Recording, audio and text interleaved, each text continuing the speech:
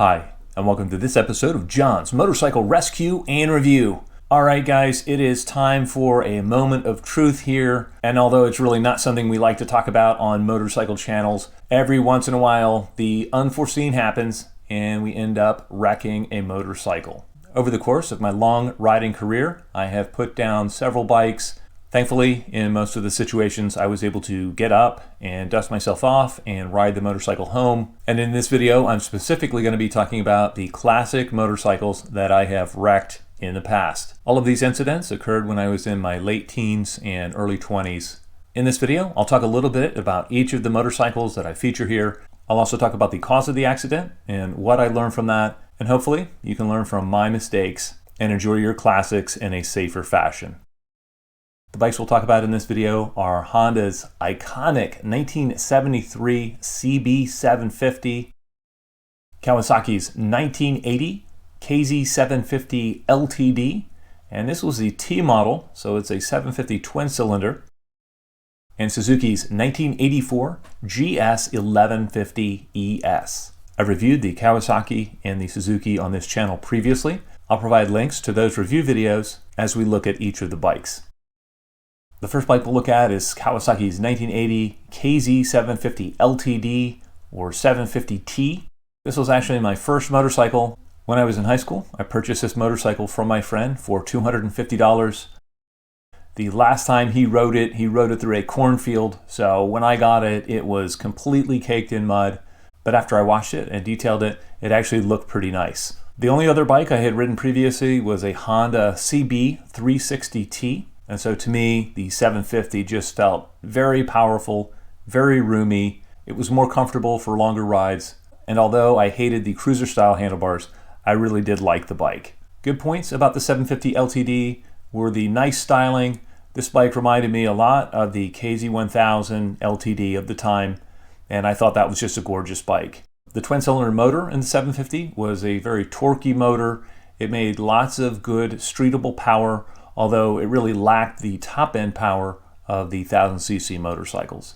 Low points on the 750 were a single front disc brake, the pullback cruiser-style handlebars that really put you in an odd seating position, and my main complaint with it was the excessive amount of engine vibration, especially when you got above 55 miles an hour. It was to the point where it would definitely put your hands to sleep. My accident on the 750 LTD occurred on a beautiful spring day.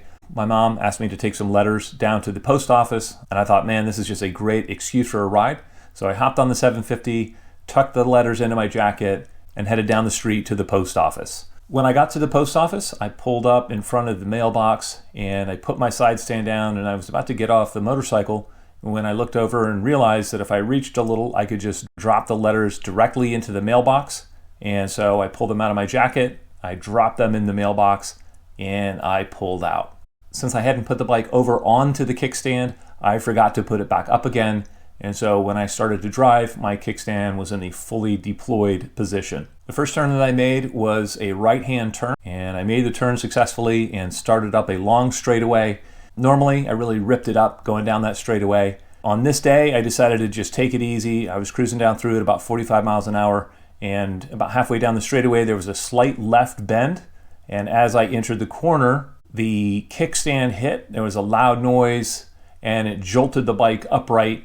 I was running out of road very quickly, and I didn't have time to look down at my kickstand. And so I thought it would be safer to just exit the road onto a strip of grass beside a farmer's field and try to get the bike slowed there. When I hit the grass, the bike instantly slid out from underneath me, and I went sliding in the grass at about 30 miles an hour. I'm not sure how many of you out there have tried that, but I can tell you that grass is quite rough at that speed. Thankfully, I came to rest and the bike came to rest without hitting anything hard. So I was able to get up and go back and stand the bike upright. Amazingly, other than a slightly tweaked handlebar and a broken turn signal lens, the motorcycle was just fine.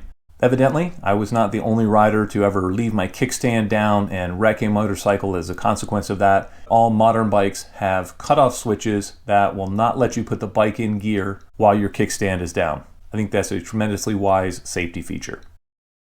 The next bike that I managed to crash was the Honda CB750. This one was a 1973 Honda's first generation single overhead cam CB750 is now a very collectible motorcycle. It's a very iconic motorcycle, and it really put the big bore Japanese multi-cylinder machines on the map. It was incredibly refined when it was introduced in 1969. It was very smooth with its inline 4-cylinder motor, and it was actually somewhat exotic being a 4-cylinder since most of the big bore motorcycles of the time were twin-cylinder designs. I had worked on this bike for a customer who paid me to get it running after it had sat for many years, and so I had cleaned the carburetors out, I had serviced the bike, and I had gotten it to run and ride very nicely. On the day of the accident, I was actually taking the bike over to a motorcycle inspection station to get state inspection on it. The temperature that day was in the low 30s, and in a few places there were some wet spots on the road. Prior to setting off, I checked the tire pressure in the front tire. It was up to spec. And I went around the back of the bike, and instead of checking the tire pressure with the gauge that I had in my hand, I simply reached down and I gave the rear tire a good squeeze. Of course, being a cold day, the rubber tire felt hard. It felt like it had plenty of air in it, and so I did not bother to check the air pressure in the rear tire. I then proceeded to get on the bike and ride it to the inspection station without incident. Once the bike was inspected, I was riding it back to the customer's house, and I got within about 2 miles of his house, and there was some snow runoff flowing across the road. I went through the puddle, and shortly afterwards I made a left-hand turn. Once I completed the turn, I went to accelerate up the straightaway, and it felt like my clutch had given out because the bike just picked up revs instantly. But at the same time, the back end of the bike stepped out pretty wildly to the one side. I immediately shut down the throttle and countersteered a little bit to counteract the skid. The bike subsequently straightened out, and for a second I thought I was a hero until the bike swung wide the other way, and the rear tire finally caught traction, and it high-sided me across the road and into a ditch on the other side of the road.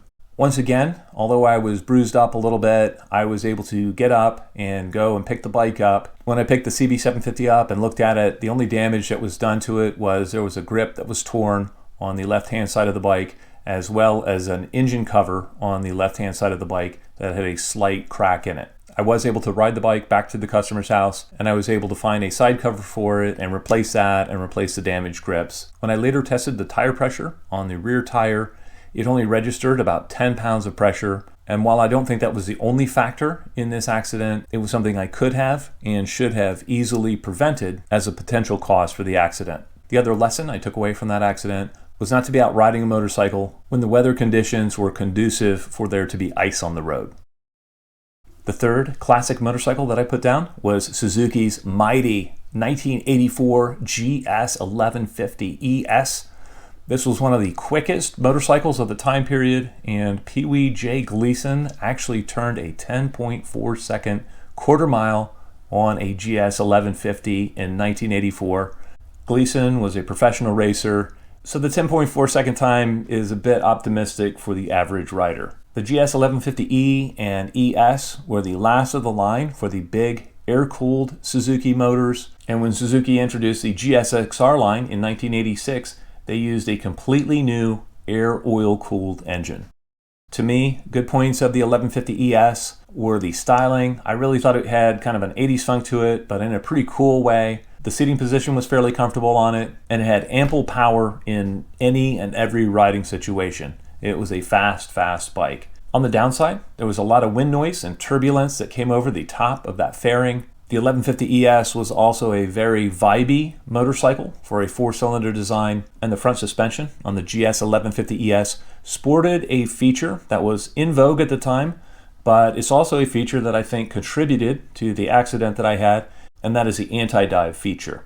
The way the anti-dive functioned was that when you hit the front brakes, the hydraulic pressure from the braking system activated a valve in the front suspension, and it effectively stiffened the front suspension damping. In theory, this allowed the manufacturers to give you a nice plush riding motorcycle that adapted to more aggressive riding situations by stiffening up the damping. In reality, the way it functioned was if you were hard on the brakes on the Suzuki, the plush suspension would let it dive quite a bit, but the damping was stiffened to the point that if you hit a sharp bump, it was very prone to locking the front wheel. This is exactly what happened to me. I was riding with a couple of friends, and I was ahead of them by about 75 yards, and as I approached a traffic light, the light went yellow, and I knew that they weren't going to make the light, and so I tried to stop quickly, When I did so, the front suspension dove at the same time that the damping stiffened up, and when I hit a truck ripple while approaching the traffic light, the front brake locked completely. Thankfully, I was almost stopped at the time. The front end washed out from underneath me, and I ended up rolling along Main Street, Ephrata, in my lane. Once again, I was able to kind of dust myself off. I had some ripped jeans and a scuff on my knee, but otherwise I was fine. Although I was very embarrassed, I was able to go back and my friends helped me pick the bike up. And since there were only minimal scuffs done to the motorcycle, we decided to go ahead with our plans, and we went down to the Ephrata breakfast ride in Ephrata, Pennsylvania, and then we went for a nice ride afterwards. There were several things that I took away from that accident as far as lessons learned. The first of which is it probably would have been better for me to just go through the light safely and pull over and wait for my friends. My second takeaway from that accident was to be mindful if you're riding a classic bike, what its limitations are. At the same time I owned the 1150, I was riding much more modern sport bikes, and they simply had better brakes, and where that stop would not have been an issue on the newer bikes, it was something I should not have attempted on a classic bike. Alright guys, while this wasn't necessarily a fun video, and it's not really nice to talk about the mistakes that we've made over the course of our life, I think it's really important that we learn from our mistakes and that we learn from the mistakes of others if we want to avoid them. If you ride a classic motorcycle without a lot of the modern safety features that we have come to expect on the motorcycles, it's definitely a good idea to keep that in mind. You always want to double and triple check that you have put your side stand up before you ride away on your classic bike.